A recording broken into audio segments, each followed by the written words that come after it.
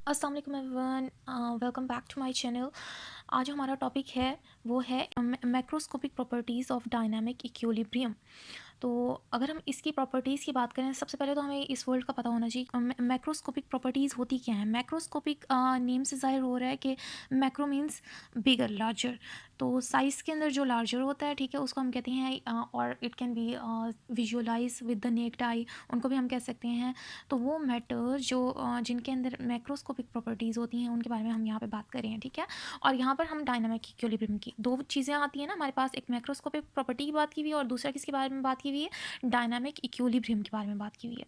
तो जब हम बात करते हैं macroscopic properties of dynamic equilibrium की, फर्स्ट जो कंडीशन है इसकी जो इस पे अप्लाई होती है वो ये है कि सिस्टम मस्ट बी क्लोज्ड, ठीक है। क्लोज सिस्टम हम लोग यहाँ पर यूज़ करेंगे to achieve the dynamic equilibrium.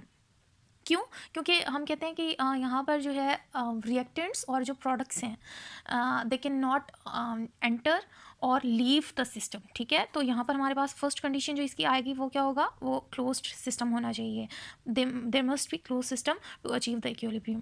उसके बाद हम कहते हैं सेकंड, इसके पॉइंट के अंदर यही आ जाता है कि डेफिनेशन जो हम लोगों ने इक्विलिब्रियम की पढ़ी थी, किस तरीके से अटेन होती है डायनामिक इक्विलिब्रियम की, वो हम लोगों ने यहाँ पे बता देनी है। इट मीन्स के जो होती है rate of forward reaction is equal to rate of reverse reaction but in opposite direction. अब थर्ड जो इसकी प्रॉपर्टी है वो हमारे पास क्या होगी कि फिजिकल प्रॉपर्टीज़ इसके अंदर दे रिमेन कांस्टेंट। अभी मैंने बात की कि मैक्रोस्कोपिक प्रॉपर्टीज़ होती हैं, ठीक है। तो जब हम बात करते हैं मैक्रोस्कोपिक प्रॉपर्टीज़ की, तो हम कहते हैं कि जो डायनामिक इक्विलिब्रियम होता है उसकी अचीवमेंट में हमारे पास जो मैक्रोस्कोपिक प्रॉपर्टीज़ होती हैं, जैसे हमारे पास कंसनट्रेशन हो गई, जैसे हमारे पास टेम्परेचर है, प्रेशर है, इसी तरीके से वॉल्यूम है, कंसंट्रेशन है, ये वाली जो प्रॉपर्टीज़ होती हैं they do not change with the time, with the passage of time ये चेंज शो नहीं करेंगी। लेकिन अगर हम इनकी माइक्रोस्कोपिक प्रॉपर्टीज़ की बात करें तो माइक्रोस्कोपिक प्रॉपर्टीज़ जो होती हैं वो चेंजिंग्स शो करती हैं इसके अंदर, ठीक है। फिर उसके बाद हम बात करते हैं तो यहाँ यहाँ हमारे पास क्या आ गया कि फिजिकल प्रॉपर्टीज़ इनकी कांस्टेंट ही रहेंगी, जैसे हमारे पास कंसंट्रेशन है। फोर्थ इसकी प्रॉपर्टी या कैरेक्टरिस्टिक्स जो हैं उसमें आती है, it can be achieve from any way, from either way. इस पॉइंट के अंदर हम ये ड्राइव कर सकते हैं कि इक्विलिब्रियम जो है वो फॉरवर्ड डायरेक्शन के थ्रू भी अचीव हो सकती है, रिवर्स रिएक्शन के थ्रू भी उसके रेट को लेके भी हम इसको ड्राइव कर सकते हैं, अचीव कर सकते हैं। तो वो किसी भी डायरेक्शन से हो सकती है, वो फॉरवर्ड डायरेक्शन के थ्रू भी हो सकती है अचीव, और रिवर्स डायरेक्शन के थ्रू भी हो सकती है। पांचवी जो इसकी कैरेक्टरिस्टिक आती है वो ये है कि if the equilibrium is disturbed it is achieved by applying optimum conditions. Like हम लोग यहाँ पर वैसे ली शटलियर प्रिंसिपल की बात हो रही है, मैं उसके बारे में थोड़ा सा ही बता देती हूँ कि जब भी आपके सिस्टम के अंदर इक्विलिब्रियम जो है वो अचीव्ड है, आपने उसके अंदर जो ना कुछ प्रेशर अप्लाई कर दिया, कंसंट्रेशन अप्लाई कर दिया या स्ट्रेस अप्लाई किया है, ठीक है, उसके अप्लाई करने से क्या हो गया, इक्विलिब्रियम डिस्टर्ब हो गया। अब इक्विलिब्रियम को वापस रिगेन करने के लिए सिस्टम जो होता है वो क्या, हम लोगों ने उसके अंदर कोई ऑप्टिमम कंडीशन या प्रॉपर कंडीशंस अगर हम उनको दें तो हम दोबारा से इक्विलिब्रियम जो डिस्टर्ब हुआ था उसको अचीव कर सकते हैं। तो ये हमारे पास इसके 5 पॉइंट्स थे।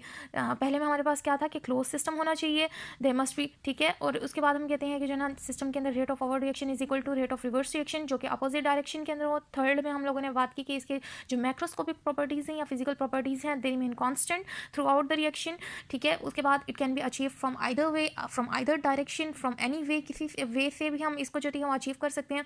और फिफ्थ पॉइंट हम लोगों ने अभी क्या बताया कि अगर इक्विलिब्रियम बाय चांस सिस्टम के अंदर वो डिस्टर्ब हो गई है तो हम उसके अंदर ऑप्टिमम कंडीशंस जो होती हैं उनको अप्लाई करके दोबारा से अचीव कर सकते हैं। नेक्स्ट हमारे पास ये है कि role of equilibrium in nature, किस तरीके से हम उसको डिफाइन कर सकते हैं।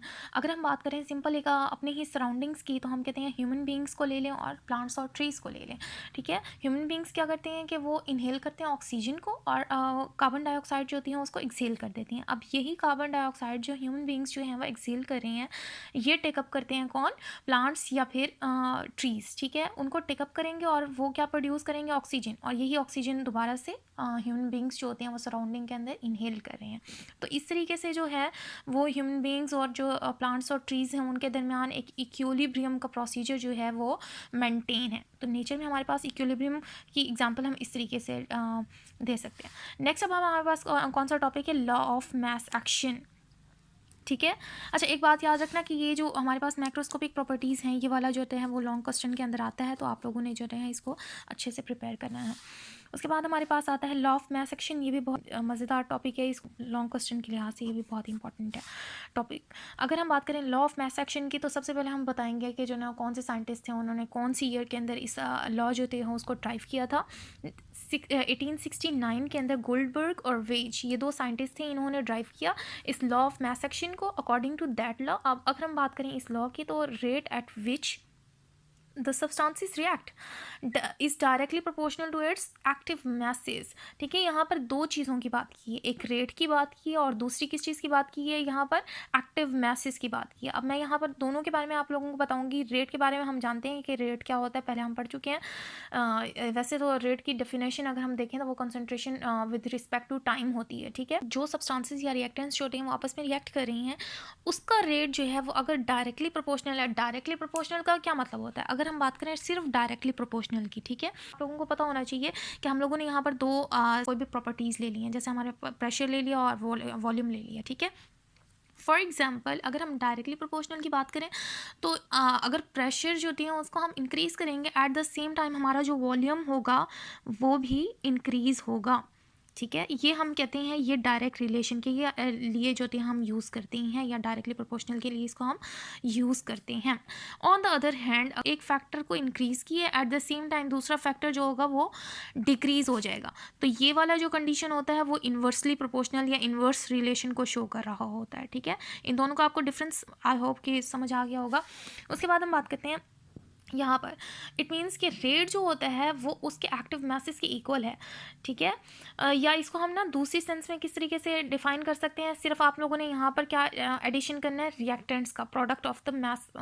एक्टिव मासेस भी किसके होंगे, रिएक्टेंट्स के होंगे। Like rate of the reaction is directly proportional to the product of active masses of reactants. ठीक है, अब यहाँ इसी डेफिनेशन के थ्रू हम इसका जो होता है हम वो फॉर्मूला भी ड्राइव कर सकते हैं। ठीक है, किस तरीके से करेंगे, यहाँ पर अब हमारे पास ना एक टर्म यूज़ की हुई एक्टिव मैसेज। एक्टिव मैसेज यहाँ पर किस चीज़ को शो कर रहा होता है, अगर हम सब्सटेंस को उसकी मोलर कंसनट्रेशन के अंदर, मोलर क्वांटिटी के अंदर जो होती हैं डिनोट करेंगे, तो वो हमारे पास क्या आ जाएगी, उसके एक्टिव मैसेज में आ जाएंगे। स्क्वायर ब्रैकेट्स के थ्रू हम जो होती हैं इनको डिनोट करते हैं, और इनका यूनिट हम किस तरीके से लेते हैं, अगर हम मोलर कंसनट्रेशन की बात करें तो हम कहते हैं ये मोल पर क्यूबिक डेसीमीटर जो होते हैं, इसके यूनिट को हम इस तरीके से डिनोट करते हैं या मेजर कर सकते हैं। ठीक है, हाँ जी, तो अब हम आते हैं इसकी डेरिवेशन की तरफ कि हम इसको ड्राइव कैसे कर सकते हैं। ठीक है, अब हम लोगों ने किस तरीके से इसको ड्राइव करना है, सबसे पहले हम लोगों ने क्या कर लेना है, हम लोगों ने एक रिवर्सिबल रिएक्शन जो है उसको कंसिडर कर लेना है। यहाँ पे मैंने जनरल रिएक्शन लिखा हुआ है, A + B, ये दोनों रिएक्टेंट्स हैं, जब ये आपस में रिएक्ट करेंगे एट द एंड हमारे पास प्रोडक्ट क्या बन रहे हैं, C + D, ये दोनों प्रोडक्ट्स हैं। ठीक है, अब यहाँ पर ये डबल हेडेड और शो कर रही है कि ये रिवर्सिबल रिएक्शन है। इट मीन्स कि यहाँ पर फॉरवर्ड रिएक्शन भी हो रहा है और रिवर्स रिएक्शन भी हो रहा है एट द सेम टाइम। तो यहाँ पर हमारे पास क्या होता है कि एफ किस चीज़ को शो कर रहा है, ये रेट कांस्टेंट होता है फॉरवर्ड रिएक्शन के लिए, उसको शो कर रहा है। और यहाँ पर जो कि आर है ये किस चीज़ को शो कर रहा है, ये कांस्टेंट प्रोपोर्शनैलिटी कांस्टेंट है रिवर्स रिएक्शन का। ठीक है, हाँ जी, तो यहाँ पे कौन सी जो दी हैं वो टर्म्स हम यूज़ कर रहे होते हैं, आर एफ की बात करते हैं, ये रेट ऑफ फॉरवर्ड रिएक्शन के लिए हम इस को शो करेंगे इस साइन को, और अगर हम आर आर की बात करें तो ये रेट ऑफ रिवर्स रिएक्शन जो है उसको शो कर रहा है। ठीक है, तो सबसे पहले हमारे पास क्या होता है, अगर हम रेट ऑफ फॉरवर्ड रिएक्शन की बात करें तो हमारे पास क्या होगा, रेट हम लोगों ने कहा था डायरेक्टली प्रोपोर्शनल होता है किसके, active message of their reactants के। अब यहाँ पर इसके रिएक्टेंट्स कौन से हैं, ए और बी, ये रिएक्टेंट्स में आ रहे हैं ना फॉरवर्ड रिएक्शन के, तो हमारे पास क्या आ गया, आर एफ डायरेक्टली प्रोपोर्शनल हो गया किसके, ए और बी के। अच्छा, यहाँ पर स्क्वायर ब्रैकेट इसके एक्टिव मैसेस को शो करी है, तो एक्टिव मैस या फिर मोलर कंसंट्रेशन ए की और मोलर कंसंट्रेशन किसकी है, बी की। उसके बाद हम कहते हैं कि हम लोगों ने यहाँ से डायरेक्टली प्रोपोर्शनल जो है उसका साइन कैंसिल करना है। अब एक बात याद रखिएगा कि जब भी आप डायरेक्टली प्रोपोर्शनल जो हैं उसको हटाते हैं तो उनकी जगह क्या आ जाता है, एक तो इक्वल आएगा, साथ में हमारे पास क्या आएगा, कोई प्रोपोर्शनैलिटी कांस्टेंट आएगा। अब हम लोगों ने कहा था कि फॉरवर्ड रिएक्शन के लिए प्रोपोर्शनैलिटी कांस्टेंट हम कौन सा यूज़ करें, यहाँ पर के एफ को यूज़ करें। प्रोपोर्शनैलिटी कांस्टेंट जो होते हैं उसको जस्ट रिमूव किया और उसकी जगह इक्वल आ गया, एंड देन हमारे पास क्या आ गया, के एफ आ गया। आगे हमारे पास ए एंड बी की कंसंट्रेशन बिल्कुल वैसी वैसी हम लोगों ने राइट कर दी। अब हमारे पास इसी तरीके से हमने रिवर्स रिएक्शन का रेट लेना है। अगर हम रिवर्स रिएक्शन की बात करें तो वो तो हमारे पास राइट टू लेफ्ट की तरफ होता है, ऐसे है ना। तो अगर हम रेट ऑफ रिवर्स रिएक्शन की बात करें तो उसके अंदर हमारे पास क्या होते हैं, सी एंड डी, ये दोनों उसके रिएक्टेंट्स होंगे, वो कंबाइन होकर वापस क्या बनाएंगे, ए एंड बी बनाएंगे प्रोडक्ट्स, ठीक है, क्योंकि रेट ऑफ रिवर्स रिएक्शन जो होता है वो हमेशा राइट टू लेफ्ट की तरफ होता है। तो अब हम लोगों ने यहाँ पर जो दी हैं, हमने पहले ही डिफाइन किया था कि rate is directly proportional to its reactants concentration. तो हम लोगों ने रिवर्स रिएक्शन लिख लिया, ठीक है, R is directly proportional to its reactants. इसके रिएक्टेंट कौन से थी, सी एंड डी।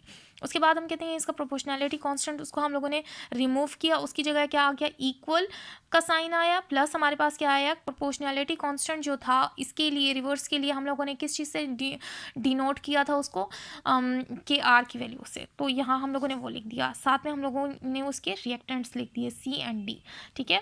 उसके बाद हमारे पास आता है इक्विलिब्रियम स्टेट। अब हम लोग ये पहले ही इक्विलिब्रियम स्टेट के लिए डिफाइन कर चुके हैं कि इक्विलिब्रियम स्टेट जब भी अचीव होगी उसके अंदर rate of forward reaction is equal to rate of reverse reaction but in the opposite direction. ये हम उसकी डेफिनेशन के अंदर भी पढ़ चुके हैं। तो अब हम लोग जब इसकी बात करते हैं तो rate of forward reaction is equal to rate of reverse reaction, it means इसके जो रिएक्टेंट्स हैं वो इसके रिएक्टेंट्स के इक्वल हो जाएंगे। हम लोगों ने उनकी वैल्यूज़ लिख ली, आर एफ की बजाय जो थे हम लोगों ने उनकी वैल्यू पुट की है, वो कौन सी थी, के एफ ए और बी, ठीक है। It is equal to R की बजाय हम लोगों ने क्या पुट किए, के आर सी और डी, उसकी वैल्यू पुट कर दी है यहाँ पर। उसके बाद हमारे पास क्या होता है, डिवीजन का जो है यहाँ पर फॉर्मूला अप्लाई करेंगे कि आर जो होते हैं यहाँ पर भी डिवाइड होगा और यहाँ पर भी डिवाइड होगा। तो यहाँ पर जब ये डिवाइड होगा तो ये 1 के इक्वल आ जाएगा, ऐसे।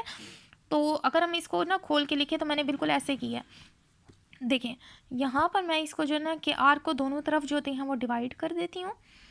तो हमारे पास क्या होगा कि ये के आर जो थे वो के आर से कैंसिल हो गया। अब यहाँ पर क्या बच गया, सिर्फ 1, और यहाँ पर हमारे पास क्या आ गया, के एफ ओवर के आर आ गया, ठीक है। और अब हम कहते हैं कि ये वाला फैक्टर जो है उसको डिवाइड करेंगे दोनों साइड पर, इधर भी और इधर भी, नेक्स्ट स्टेप के अंदर, ठीक है। जब इस फैक्टर को हम यहाँ पर भी डिवाइड करते हैं और यहाँ पर भी डिवाइड करते हैं तो हमारे पास क्या होगा, ये वाला फैक्टर यहाँ से कैंसिल हो गया और बाकी भी क्या बचा। अब हमारे पास फाइनल प्रोडक्ट आ जाएगी K F over K R is equal to C D over A B, ठीक है। ये अब अगर हम इसकी बात करें, ये वाला फैक्टर हम लोग कहते हैं कि जो rate constant of forward reaction divided by rate constant जो रिवर्स रिएक्शन का है ये इक्वल होता है के सी के यहाँ पर, ठीक है। तो ये के सी के इक्वल होता है और के सी क्या है हमारे पास, इक्विलिब्रियम कांस्टेंट इसको हम कहते हैं। ये क्या होता है, ये इक्विलिब्रियम कांस्टेंट होता है। तो हम लोगों ने के एफ ओवर के आर की बजाय हम लोगों ने जस्ट क्या लिख दिया, के सी यहाँ पर राइट कर दिया, which is equal to C की concentration, molar concentration of D divided by molar concentration of A, molar concentration of B. Clear है यहाँ तक पॉइंट। और यहाँ पर एक बात आप लोगों ने नोट करनी है, इक्विलिब्रियम कांस्टेंट की जब आप डेफिनेशन की बात करते हो या डिफाइनिंग की बात करते हो, हम इसी वैल्यू के थ्रू ही हम इसको डिफाइन कर सकते हैं कि किस तरीके से डिफाइन करेंगे कि concentration of products over concentration of reactants है। क्योंकि अगर हम ओवरऑल रिएक्शन की बात करें तो ये हमारे पास क्या थे, ये रिएक्टेंट्स थे और ये प्रोडक्ट्स थे, ऐसे है ना। अब हम इसके डायरेक्ट यहाँ पर इक्विलिब्रियम कांस्टेंट की बात करें तो इसके अंदर हमारे पास क्या है, सी डी ऊपर है, सी डी यहाँ पर क्या थे, प्रोडक्ट्स थे। तो सी डी हमारे पास ऊपर है और ए बी जो है वो डिनोमिनेटर में है। तो हमारे पास क्या हो गए कि ये के सी को हम किस तरीके से डिफाइन करेंगे कि ये बेसिकली हमारे पास मोलर कंसंट्रेशन ऑफ प्रोडक्ट्स या ratio of molar concentration of products over molar concentration of reactants है। तो यहाँ से हम लोगों ने इसकी डेफिनेशन जो होती है उसको भी ड्राइव कर लिया। अच्छा जी, अब यहाँ पर हम ना नेक्स्ट एग्जाम्पल की बात करते हैं। नेक्स्ट एग्जाम्पल हम लोगों ने यहाँ पर लिया। अब यहाँ पर हम लोगों ने क्या किया, ए प्लस बी ले लिया, वो किसके क्या मिलके प्रोडक्ट्स बना रहे हैं, सी एंड डी। अब यहाँ पर एक चीज़ जो आप लोगों ने समझनी है वो ये है कि यहाँ स्मॉल ए हम लोगों ने यूज़ की है। ये ए किस चीज़ को शो कर रहा है, नंबर ऑफ मोल्स को, कि कितनी क्वांटिटी के अंदर वो रिएक्टेंट प्रेजेंट है यहाँ पर। लाइक हम लोग रिएक्शन लेते हैं ना, जैसे हमारे पास रिएक्शन आ जाता है, देखिए 2H2 और O2, ठीक है, वो मिलके क्या बनाते हैं, 2H2O, वाटर की बात करें हम यहाँ पर जस्ट, लेकिन ये वो जो है हमारे पास इरिवर्सिबल रिएक्शन में यहाँ पर ले लिया। तो यहाँ पर जो 2 है ये क्या शो करे हाइड्रोजन के नंबर ऑफ मोल्स को, कि 2 मोल्स ऑफ हाइड्रोजन यहाँ पे प्रेजेंट हैं। और यहाँ पे कोएफिशिएंट जब कोई प्रेजेंट ना हो तो हम यहाँ पर कंसीडर क्या करते हैं कि 1, ठीक है। तो ऑक्सीजन के कितने हमारे पास मोल्स होंगे, 1 मोल होंगे। तो ये जो हमारे पास फैक्टर होता है जो उस रिएक्टेंट के लेफ्ट साइड के ऊपर हम राइट करते हैं, ये उसके क्या मोल्स को या क्वांटिटी को शो कर रहा होता है, ठीक है। तो यहाँ पर हमारे पास ए स्मॉल ए जो है वो नंबर ऑफ मोल्स जो होते हैं उनको शो कर रहा है। और इसी तरीके से हमारे पास ये क्या है, रिएक्टेंट है, ठीक है। और इसको जब हम केसी के अंदर डिफाइन करेंगे तो वो मोल से या नंबर ऑफ मोल से क्या बन जाएगा, कन्वर्ट हो जाएगा कोएफिशिएंट में। मतलब कोएफिशिएंट क्या होता है, वो पावर बन जाती है उसकी, ठीक है। तो जो भी नंबर ऑफ मोल्स यहाँ पर दिए हुए होंगे वो जब हम केसी के अंदर उसको डिफाइन करेंगे वो उसकी पावर बन के आएंगी या कोएफिशिएंट बन के यहाँ पर शो होगा, ठीक है।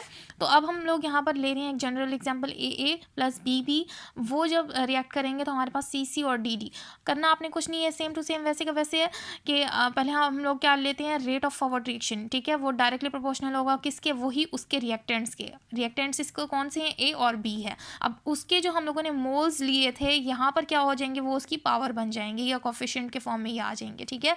उसके बाद हम कहते हैं यहाँ पर प्रोपोर्शनैलिटी कांस्टेंट जो होता है वो हम लोगों ने कैंसिल किया, इक्वल का साइन आएगा, साथ में हमारे पास क्या आ गया, के एफ जो हमारे पास प्रोपोर्शनैलिटी कांस्टेंट था फॉरवर्ड के लिए वो आ जाएगा जब हम प्रोपोर्शनैलिटी कांस्टेंट जो होते हैं उसको कैंसिल करते हैं उस टाइम पर, ठीक है। तो उसके बाद हमारे पास बाकी सारा वैसे के वैसे हम लोगों ने राइट कर दिया ए और बी।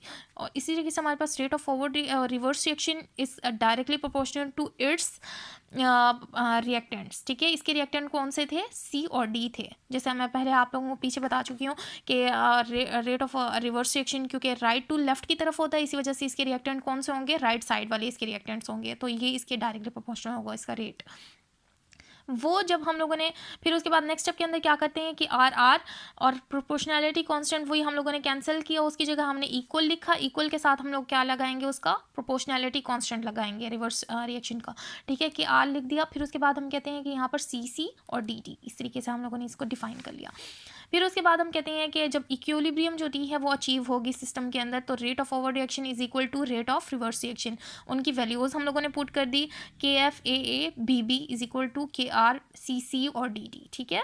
फिर उसके बाद हमारे पास क्या होता है कि हम लोगों ने वही डिवीजन वाला रूल अप्लाई किया, यहाँ पर के एफ के नीचे जो होती है वो डिवाइड हो जाएगी के आर, और इसी तरीके से ये वाला फैक्टर जो होगा वो इधर जाके डिवाइड हो जाएगा। उसके बाद हम लोग क्या कहते हैं कि के एफ और ओवर के आर जो होता है वो इक्वल किसके होता है, इक्विलिब्रियम कांस्टेंट के, जिसको हम के सी से जो होते हैं वो डिनोट करते हैं। तो हम लोगों ने वो इसकी जगह जो होती है वो राइट कर दिया। तो सेम टू सेम वही था हमारे पास। अब हम कहते हैं कि के सी को हम डिफाइन कैसे कर सकते हैं, मैंने पहले भी बताया है कि ratio of product over reactants जो होती हैं उनकी कंसनट्रेशन, ये सारी किस में आ जाती हैं, हमारे पास के सी के अंदर आ जाती है। अगर हम इसको डिफाइन करें, the rate of the reaction is directly proportional to the product of molar concentration of all the reactant raised to its power equal to their number of moles in the balanced chemical equation। पहली बात ये कि हमारे पास reaction हमेशा balance chemical equation होनी चाहिए, ठीक है। उसके अंदर the rate of the reaction जो दी है it is directly proportional to the molar product of molar concentration of all the reactants. यहाँ पर हमारे पास ये ऑल द रिएक्टेंट से क्या मुराद है, यहाँ पर मतलब फॉरवर्ड रिएक्शन के रिएक्टेंट्स ये हैं और रिवर्स के ये हैं। तो दो तरह के रिएक्टेंट्स हो गए ना, हमारे पास फॉरवर्ड के लिए ये थे और रिवर्स के लिए ये थे, और इक्विलिब्रियम में हमारे पास फॉरवर्ड और रिवर्स दोनों रिएक्शंस हो रहे होते हैं। तो यहाँ पर हम लोगों ने एक ही टर्म यूज़ की इन सब के लिए, all the reactants raise to the power. तो कोफिशिएंट को पावर की फॉर्म में ले लिया ना, तो raise to the power equal to their number of moles, जो कि पहले रिएक्शन के अंदर नंबर ऑफ मोल्स थे, बाद में वो जाके पावर्स बन गई उनकी इन अ बैलेंस्ड केमिकल इक्वेशन। इस तरीके से हम इसको डिफाइन कर सकते हैं। आई होप आप लोगों के लिए ये लेक्चर्स जो हैं वो हेल्पफुल रहा होगा, ठीक है। लेकिन अगर इसके अंदर कोई भी इशू है आप लोगों को तो आप लोग मुझे कमेंट सेक्शन के अंदर बता सकते हैं। I will try to resolve it. जज़ाकल्लाह खैरन कसीरा। अल्लाह हाफिज़।